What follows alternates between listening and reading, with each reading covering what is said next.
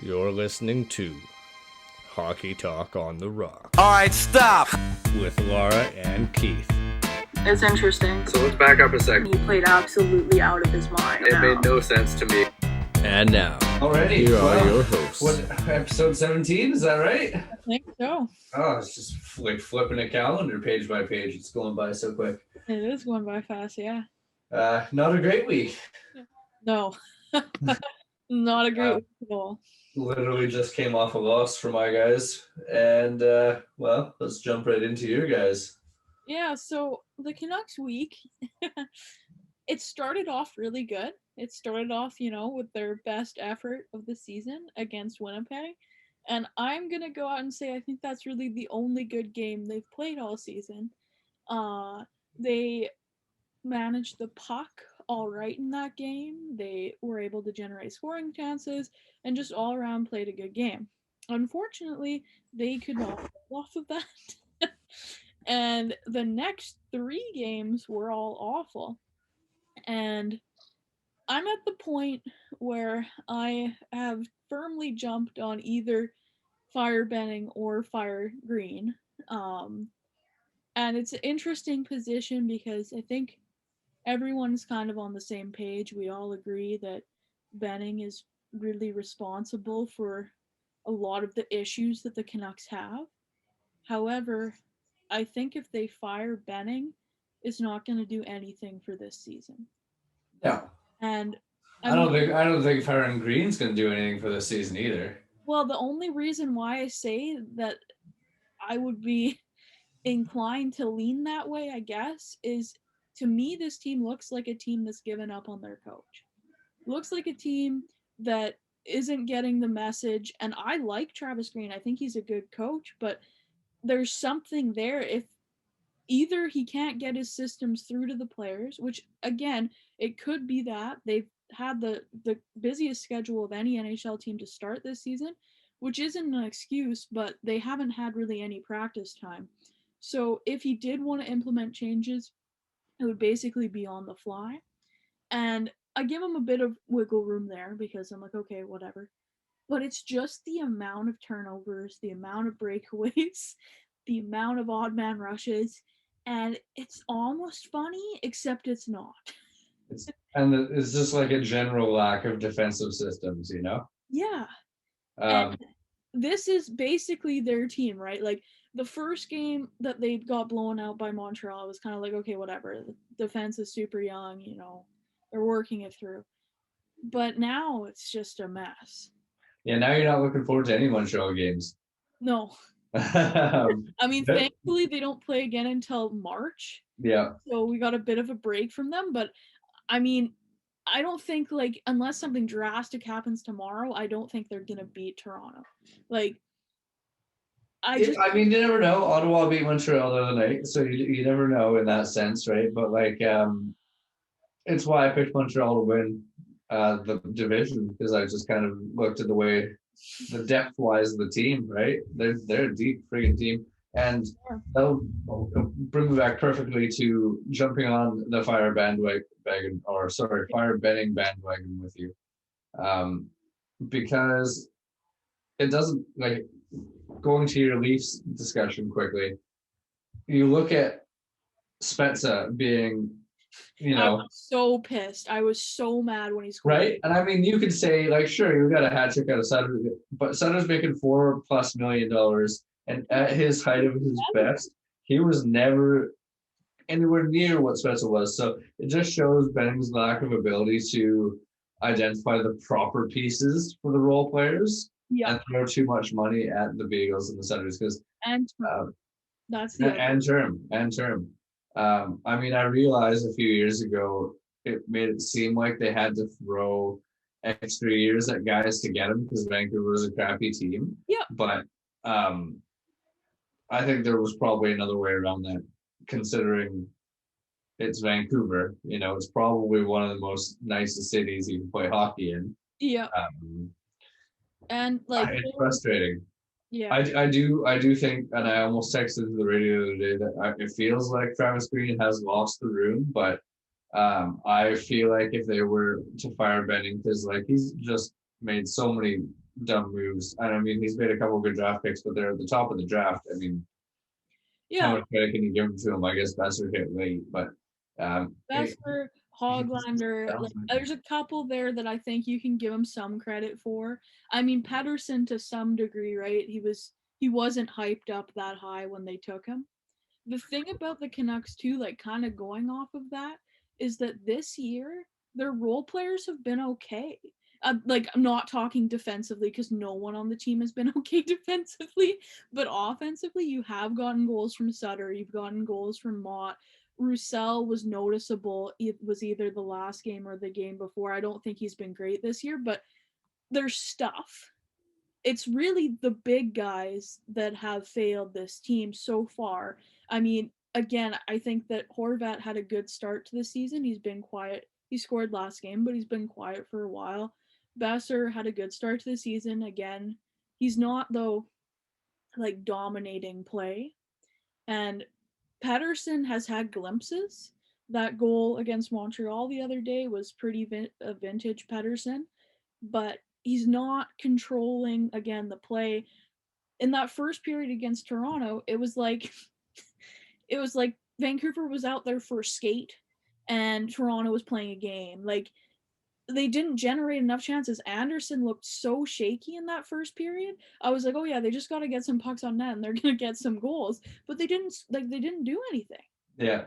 And it's so frustrating to watch. And again, that's why I'm just thinking like, what's going on in the room, I guess. And that's why I think about Travis Green. But Benning So to me is the easy decision. You got to fire him before yeah. he does the contracts for Pedersen and Hughes, right? So I want two things to jump in here first. First one, I want to circle back to your complimenting him for taking Petey, because from what I've heard and read, that was actually a Judd Brackett. Yeah, Really and I know I was gonna say that when I said that. Like Yeah. the Judd Brackett thing is like an interesting twist in all the Benning stuff as well, right? Because I think For he's sure. responsible for Hoglander as well. Yeah, and Besser. And Besser. So again, how much of it is Benning, that's for sure. And then the Yeah. other thing on that part is how much of it is the Aquilinis. Because I know, for instance, like Erickson, I'm pretty sure was an Aquilini move. I think they Right. wanted him more than Benning. And Benning takes the blame for that. And again, he should, but it's, yeah. I don't know how much I buy that too, because at the beginning, Ben certainly had a knack for an appreciation for Boston players. Oh, yeah, for sure. You know, he did it several times over, all the way up to Tim Schaller, right? Players that were in Boston when he was there, he certainly liked them. They're probably his drafts or whatever, right? Yeah. But, well, Erickson was Dallas or whatever, right? Yeah, I know, but I know Benning played a big role in trading Sagan out of town. Yeah.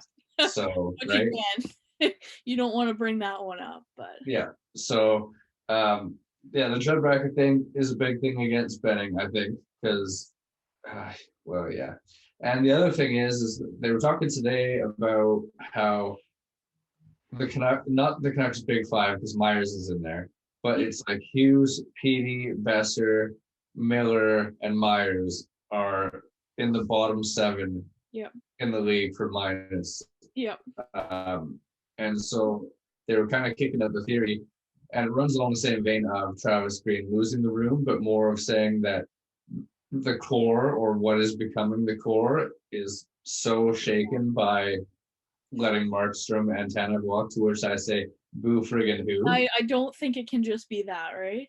Well, can it though? They're also young. Like, they're so young. You're a professional athlete. It's like okay to some degree, I might get it, but at the same time, like Besser has known Demko for a really long time, right? Just an example. And I think he trusts Demko. He's probably happy he's getting the chance, to run the team. And I just think there's gotta be you gotta be more of a team player in that aspect. Hey, just humor me, right? Like, what are they? Petey, Besser, and Hughes are what, all around 20, 21, 22? 22. And then Miller is like the leader of their core at like 27. Yeah. Has a well-known temper, frustrated, anger issue type history. Yeah. If he's the oldest guy that they're all looking to, And he's like, playing bad or bumming on himself or, shaken out by Markstrom and Tanev and Foley walking or whatever, right? It would be hard for me to see the young guys being that impressionable to that in the room. Yep. And I mean, Miller is a very interesting case, right? Because he's been the person, at least on Canucks Twitter in the last 2 days, that everyone seems to have turned on. And he's not been good to start this season. And I think everyone agrees last season was probably his peak. Like, I don't think you're going to get better than that out of JT Miller, but he had an amazing season. He looked really good. And I'm going to go out on a limb and say I don't think he's a player that plays well when he's angry. And I don't know how much of a limb that is. Yeah, I think that, watching Tampa win the cup probably pissed him off. And then, as you say, watching Vancouver let a bunch of guys walk probably pissed him off. But again, you're a professional athlete. You got to find a way to get over that. Yeah. Yeah. And I mean, it could be just a whole bunch of things adding up too. Like the fact that they went from probably easily making the playoffs in their original division to knowingly having to play really well if they want to make the playoffs in this division too, right? Yeah, and I will say, like, the Canucks, again, they've been awful. Like, I don't think awful is actually a good enough word to sum up how bad they've played, but they do have somewhat of a position right now. If they were to turn it around, they could probably still make the playoffs. You look at this division, Toronto and Montreal, obviously the two best teams, no question. Then I think the next bracket is probably Calgary, Winnipeg. So you're there. And then there's Vancouver, Edmonton. I think if Vancouver started playing well, they probably could get into the conversation with Calgary and Winnipeg for that last spot. But again, it is going to require a very fast turnaround. I was really hoping that there was going to be some news today about some sort of management or coach move for the Canucks, because I thought last night was enough. Can't you see we've seen enough of this? It's just too sad. And if there is no movement, which it doesn't look like there's going to be, I'm assuming they're going to wait until the end of this Toronto series before. Right. So, it is what it is. But if the Canucks go out and lose these next two games in a really poor fashion and that makes a change happen, it might actually be the best thing for this team right now. Yeah, 'cause they're on a road trip right now, yeah? Yeah. So, yeah, maybe it's one of those things they're waiting for the team to get back or, Yeah, that's You never know. I mean... And yeah, like, again, this division is so weird because it's going to kind of move into one of my other topics, but as you mentioned, Ottawa beat Montreal yesterday. Yeah, it was yesterday. And I was going to bring up on this podcast before they beat Montreal, do you think everyone gave Ottawa too much credit for the moves that they made in the offseason? Because they were a team that everyone was saying, they're using all their cap space to their advantage. They're signing Galchenyuk, they're signing Dadonov, they're signing not Ryan Murray, they're signing Matt Murray. And they just look like a disaster. Like, the Canucks look bad, but then there's Ottawa. And when they played, I watched a bit of the game when they played Edmonton because Stuart Skinner used to play goal for the Lethbridge WHL team, so I watched him a whole bunch of times. So I was like, okay, I kind of want to see his first NHL game. And his numbers in the AHL are awful. Like, in the AHL, they're like 4. It's like a goals against average that's close to 4. Right. And Ottawa just like let Edmonton do whatever they want. Sure, they scored 5 goals, but they should have just seen Stuart Skinner in net for Edmonton and used that as motivation to win that game. Yeah. Right? So I'll tackle Ottawa for 2 things. Okay. One, I think they would score more goals if, and we're just rehashing what we talked about lots, but if they had better defense, because their defense are terrible. And it all starts with the breakout passes and stuff like that. And I mean, Shabbat's good. And then I bet Zaitsev could make the odd breakout pass, but everybody else isn't a breakout pass offensive defenseman or nothing like that. Well, their top D pair when Shabbat was out in that game against Edmonton was Zaitsev and Riley. Right. And that's their number 1 D pair. Yeah. So okay, maybe your third D pair, but even that is. And then the other thing is I don't know if everyone gave Ottawa too much credit because I mean, like we talk about like some of their signings, but like with our predictions, we're like, again to harp on the decor, we're like that they're going to be historically bad. So I think if anything, Ottawa gave Ottawa too much credit for their moves. You know, I could see the team itself looking at the young group being like, we're young and talented, we're upcoming, and we added these pieces. Yeah. And they're gonna take us to the next level.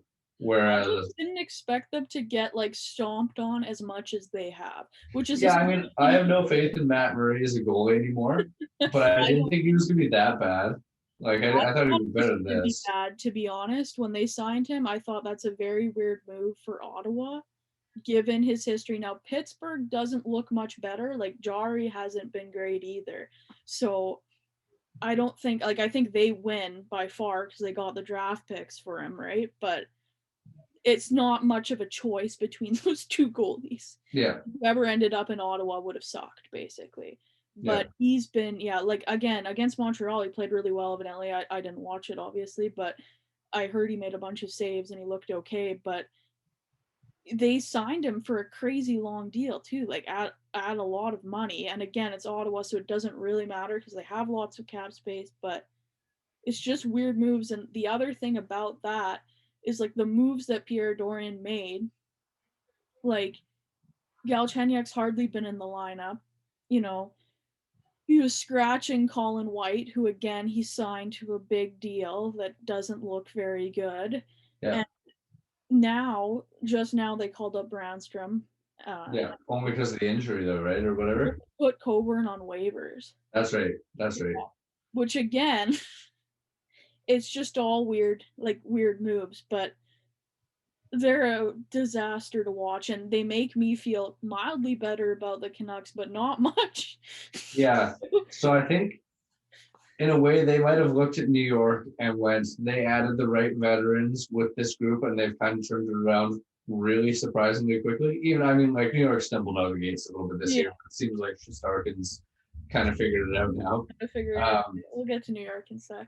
But I think they might have overthought it, and by bringing in Stepan for too high of a draft pick and bringing in Adadnov and bringing in all these veteran journeyman D-men, they've kind of like suppressed people who are trying, like some of the young guys that probably could be on the team making a difference this year. Like you mentioned, Brandstrom's finally made it up. Yeah. He probably should have had a shot to make it right off the bat. And like Logan Brown was a first round pick, who he's just stuck down below as well too, because they added so much depth up front with Paquette and Stepan. There's a couple other, they mentioned like 4 or 5 of their top AHL scorers last year were under 22, and like 3 of them I think haven't cracked the lineup because they've got too much forward depth now. Right. Yeah. No, it's crazy. And like Stützle looks like a player. I'll say that. He looks really good. And again, you look at their young core and you got to think that they've got somewhat of a bright future. But at the same time, it's Ottawa. And as long as they have Melnyk as their owner, you're always going to question whether or not those guys are going to get paid in Ottawa and if they're going to want to stay, because they had a pretty good team in 2016. It wasn't that long ago. It was either 2016, 2017, whenever they almost beat Pittsburgh. Yeah. Go to the final. And they were pretty young, they were pretty good, and then they had to basically get rid of all those players because they didn't want to stay in Ottawa and they weren't going to get paid. So I'd be really frustrated if I was a Sens fan, because even though there's hope, you never know if it's going to actually pan out. Yeah, I mean, we'll see. They set off with Shabbat, they gave him the max deal, didn't they? 8x8 or something. Yeah. Well, again, maybe this will be the group, and I'd be happy for Ottawa. I feel like they've suffered for a long time, so, but again, it's tough to watch. And the other thing I will say is, again, this Canadian division probably does limit their success because... Yeah, well, I mean, they're not exposed to the New Jerseys and the Buffaloes and the Detroits and stuff like that. But yeah, I really wonder if they're going to get to 10 wins. They're at 2 right now. Right. But we'll see. Yeah. Anyway, I'll get off Ottawa. We can move over to New York if you want. The Rangers, you mean? Yeah. Okay, yeah, go ahead. What do you got? The big news of this week was Tony DeAngelo being on waivers. Right, the And altercation, the last straw. yeah, and there was tons of rumors about what happened, but it seems like this is legit. That after the game against Pittsburgh, where Crosby scored in overtime and DeAngelo was on the ice, he made some snark remark to Gorgiev in the tunnel on the way to the dressing room, and he ended up getting punched in the face by Gorgiev. And they were like, okay, that's it. We warned you. When he was pissed off about being a healthy scratch, they said one more thing in the news and you're out. And they basically put him on waivers and no one claimed him. And it's very interesting for a number of reasons, because the first is that he's under 26, so he can get bought out for a third of his contract. And I think that's probably the move that New York will go to. However, they're paying a ton of people already on buyouts. If you go and look on their cap friendly, like there's 3 or 4 guys who they're paying to not play for this team. And you wonder how much money they're willing to spend for people to not play. And I also think it's intriguing, again, for a team with a bad contract that might be around 5 million. If you traded set player to New York and took on DeAngelo's contract, you could buy him out for a third of that price, which again, for cap relief, it won't totally work because you're still going to have some of them on the cap, right? But there's something there. Like, I think he's probably going to get moved for another bad contract in return. So could you see something like a dream come true where Benning's able to trade Erickson to New York for DeAngelo and then buy out his contract for a third? You see, like for New York, that might actually work because New York would play Erickson. Right. In their bottom 6 or whatever. And I think there might be something there, but I think people would lose it in Vancouver if they acquired DeAngelo. Like, I think there'd be some houses burning down. But it'll be interesting to see what happens. He was, again, like, obviously he can score. He put up 50 points or whatever last year, but he's just such an asshole in the locker room. And I don't know if you saw after the game last night, Shesterkin like mimicked punching Panarin on the walkout after the win, and you can just tell they're all super happy he's gone. And yeah, like you said, New York started awful this year. Like, they looked atrocious, and now they've won a couple games in a row right after DeAngelo gets waived. And you got to think there's something there, like in terms of the room. So yeah, I think so. it will be interesting to see what happens there. Yeah, I almost feel like we might not see him play hockey for a couple of years, just based on how much history he has. Probably KHL bound. Yeah. But we'll see. And kind of on that topic, there's a couple players who wanted out of Canadian cities this week, or may not have asked for a trade. So the first one is Sam Bennett in Calgary, and then the second one is Victor Mete in Montreal. And it's interesting for a number of reasons, because when you asked me to look up names for who I would send Virtanen to, I actually wrote down both those players, but with an asterisk, because the Canucks would have to give up more than Virtanen for either of those guys. Yeah. But Bennett I find very intriguing because he's the same draft as Virtanen. And he, first of all, is a playoff performer, and Calgary knows that.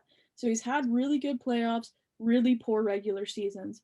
Both him and Virtanen, their career highs in points and goals are exactly the same. Right. Also interesting. And I think Virtanen actually hits a bit more than Sam Bennett. However, I think because he's a center and because he's had that playoff success, he's going to be worth more than Jake. But like, it's just, there'd be something interesting there, except for the fact I think you'd have to throw in a draft pick. And if Benning, for example, put in a draft pick to get rid of Jake, I think everyone would lose it. Right. So I just think it's interesting. And then the people were talking about Bennett for Mete, just 1 for 1, but I don't think that works either, because I think Mete has more value than either Jake or Sam Bennett. I don't see Montreal trading Mete. I think they'd be stupid to this year. Yeah, this year for sure. I think they've got a good thing going, and if like they've got a system going where if one guy goes down, they've got another guy ready to step in who doesn't miss a beat. So yeah, I don't think he'll go anywhere. I can see Bennett going, not for Vertanen. no. I'm on errors and omissions for a thing here because last week I had both Vertanen and Middlestats draft years wrong. Oh yeah. Yeah. I think I had in my head, or I might even said Vertanen was 2015 and he was 2014. Yeah. And I had Middlestat was only 1 year after at 2016 and he was actually 2017. But anyway, I wrote down some other names of people in the league that I think might be similar players. I think if the Canucks had it their way, they would trade Vertanen for depth on defense. But I don't really see that happening, so I tried to look at kind of young project players. So the first one I put down was Sam Steele in Anaheim, because he's a guy that had crazy high hype but hasn't panned out. And kind of similar to Vertanen, I think he might still have more trade value than Vertanen.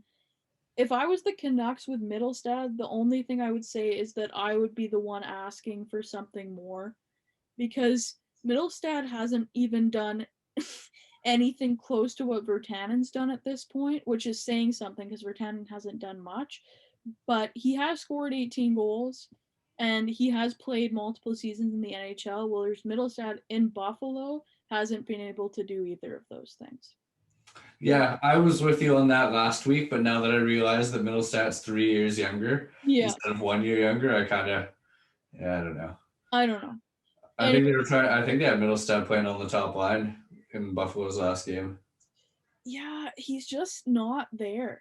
Like, right. I don't know. I don't think he's gonna be a player, but that's just me. What year was Steele drafted in?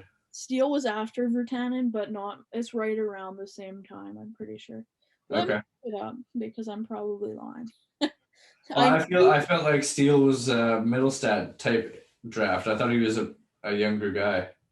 2016. Okay. A couple years after.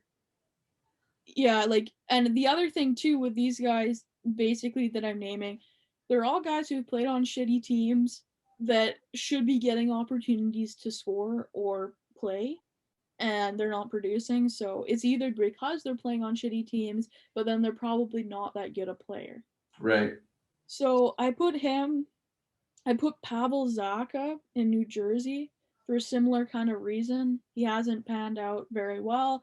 He is a center as well, so I think they probably will place higher value on him than Jake. Josh Brown was the other guy because, again, I thought defense, he's young-ish. He's not very good. Michael Rasmussen in Detroit, again, young, hasn't really panned out. And then Radek Faska in Dallas. Hey, would you do this one for one? Would you trade Adam Gaudette for Pavel Zacha? No. No? Not yet. Yeah, that much belief in Gaudette still. I don't have that much belief in Gaudette. And I know the Canucks have talked about using him as a trade chip, or there's been rumors of that in the last week. And my only problem with trading Gaudette right now is you're literally taking like the only really cheap bottom six player on your team and moving on from him. And I just think that what you can get out of Gaudette is probably worth his price right now, and evaluate him again in a year or whatever. And if he hasn't gone off, or if he's really defensively a liability, which right now it looks like he might be, move on from him. But I don't think they're going to get much for him. I just thought I'd throw it out there because you mentioned the Zacha was a centerman, so I thought if you were willing to throw a center for center, maybe it might even it out. But yeah, realistically, I think Vertanen is going to go maybe for like a low draft pick. Sucks. Yeah. And yeah, it'll be... Would you trade him for Michael Raffle? Did I already ask you that? Yeah. You did. I don't know, but again, they got to work out the cap. And the other thing I think I still am gonna throw out is the Shane Gostisbehere thing, because I think that if the Canucks, like, because he makes a crazy amount of money, and I can't remember 4.5. That's not that bad. not crazy, but for what he is, right? When he signed it, that looked like a really good deal. I will say that.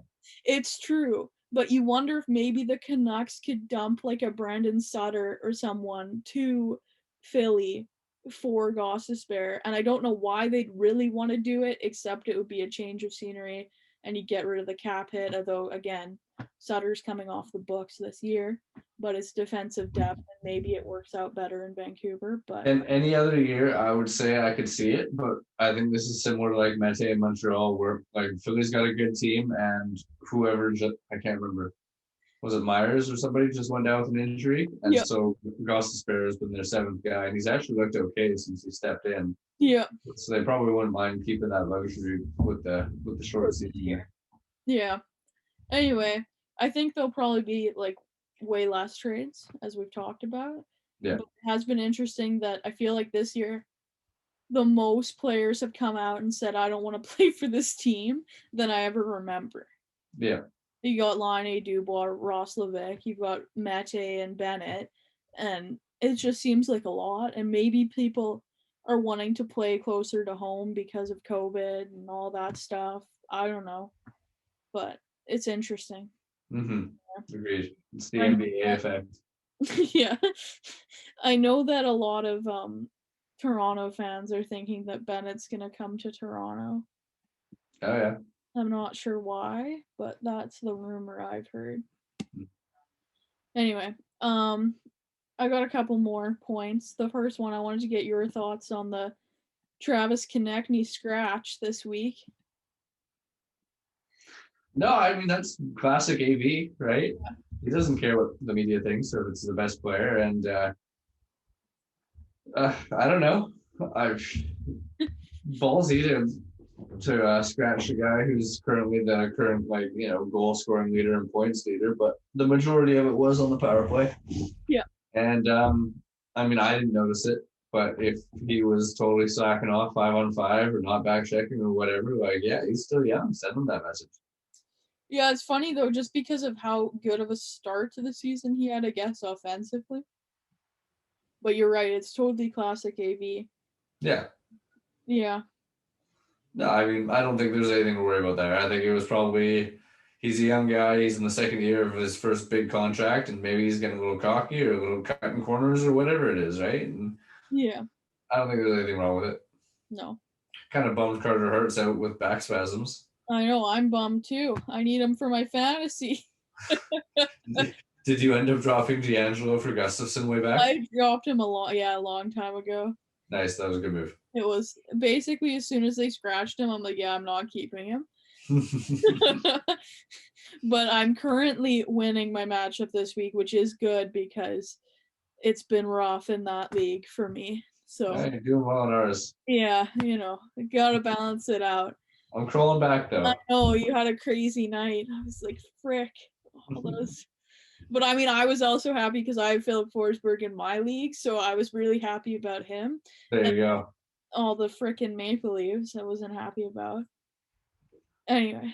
Well, you only have to watch him do that 8 more times this year. If Jason Spezza wants to score all their goals, I'm okay with that. But no, I'm actually not okay with it. It just drove me nuts. I'm like, okay, if it's gonna be like Matthews and Tavares and Marner doing all the scoring, okay. I'll tell you, when Spezza made Edler look like an absolute pylon and scored the hat-trick goal, Yeah. I was like, that was when I turned it off because I was like, there was no defensive effort put in there at all. Like Spezza's old now; he should not be blowing around to anybody. Exactly. Anyway, but yeah, actually, Edler's been a player in the last couple games that I've looked at, and I think he's lost his step. And I think it's a good thing that it's last year's deal. Yeah. Anyway, I feel bad because he's also a big part of that core, obviously, and has been for a long time, but he's looking old. Yep. Anyway, my last point, here is really about COVID because in the US there's been a whole bunch of teams that have, tested positive and then worse than that spread it to other teams while playing.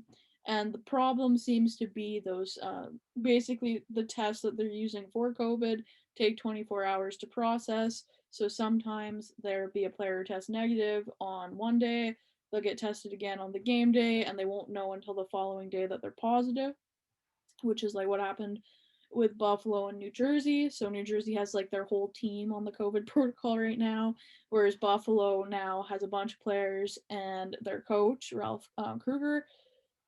And so they've changed a bunch of the rules for the teams. Like they can't get to the ice or to the arena until an hour and a half before the game. All their meetings have to be virtual. They have to sit 6 feet apart in the locker room, and they got rid of the glass behind the bench, which we'll get to in a second.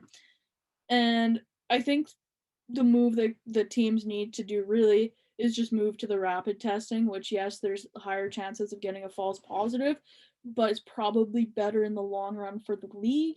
Again, the North Division has done very well so far. There's no players except for Pierre-Luc Dubois on the COVID protocol list right now.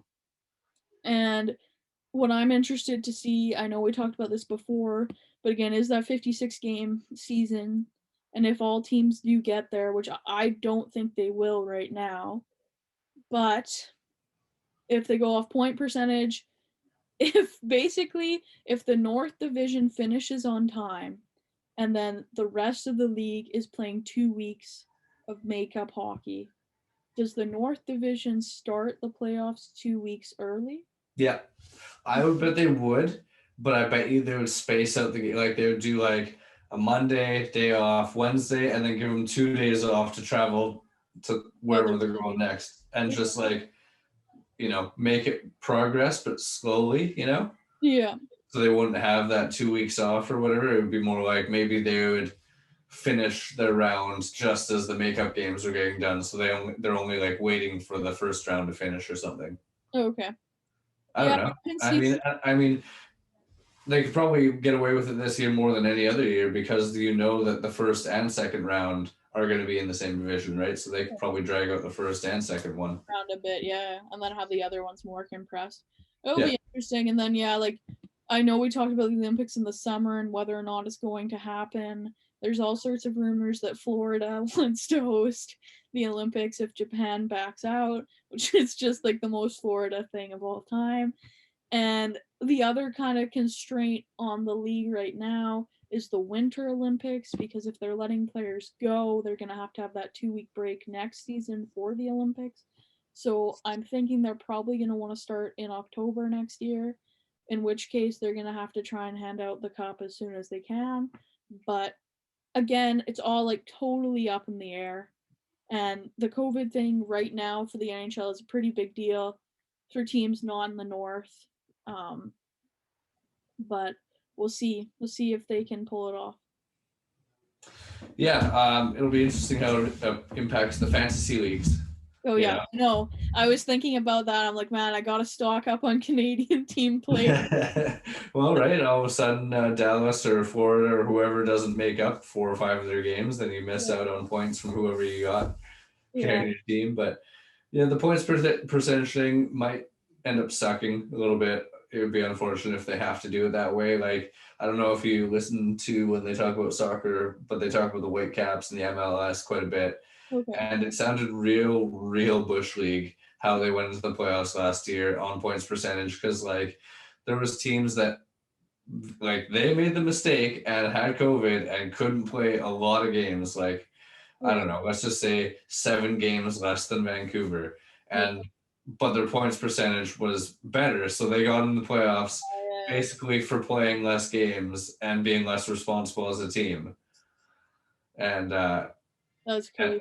It was like, I don't care about that situation because I really don't care about soccer, but I was like, man, if I was a Whitecaps fan, I'd be pissed. So we played 7 more games and this other team just gets to get in because they sucked at COVID protocol. Yeah. So. Yeah, no, it'll be very interesting to see. And like with them removing the glass, the refs now for puck over glass are basically just gonna guess if they think it went over the glass behind it. No, they're not going to do I that. think they're not gonna call it, right?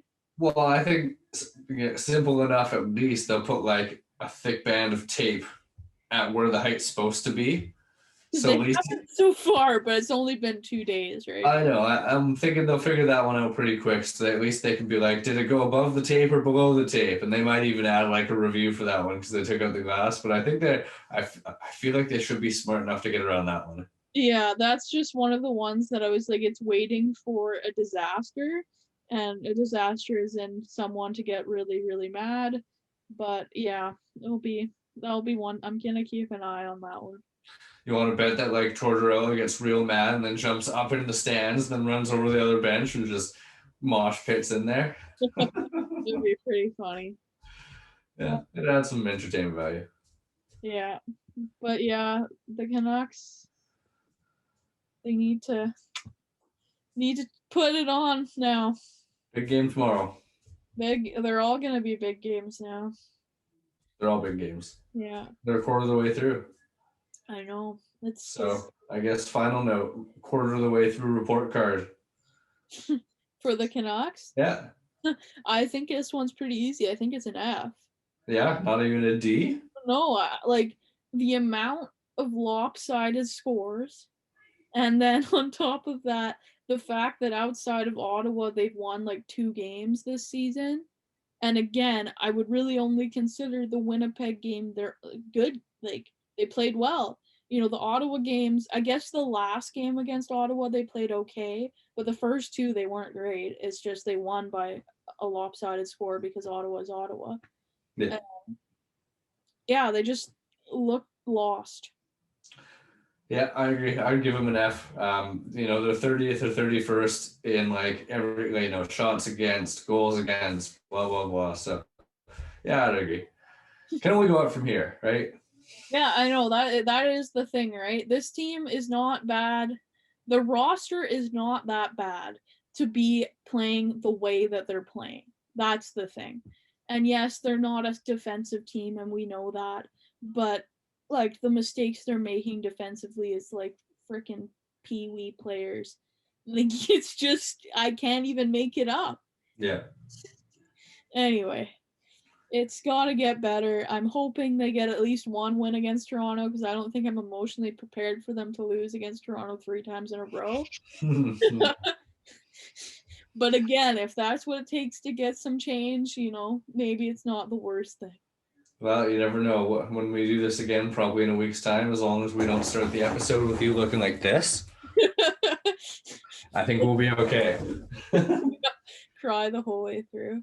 Yeah, so I think it ended up being a pretty good talk, and yeah, fingers crossed for the Canucks this week and mainly tomorrow, starting off. Yeah, till next time. A Super Bowl pick? Yes, I do. Kansas City Chiefs, I think, will be repeat winners. I was voting for the Buccaneers to make it just because of the playing in Tampa as the host city or whatever. Hasn't happened. So now that I made it, I don't really care. I don't know Tom Brady, whatever.